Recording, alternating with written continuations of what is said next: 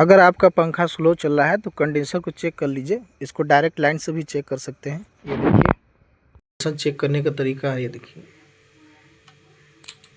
इसको आपस में जब ये सटाएंगे,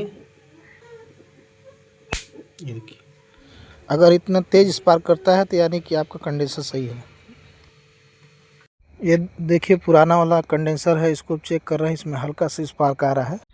ऐसे ही जानकारी के लिए हमें लाइक और सब्सक्राइब कर दीजिए प्लीज़। देखिए इतना हल्का स्पार्क कर रहा है कि पता भी नहीं चला, यानी कि ये ख़राब है।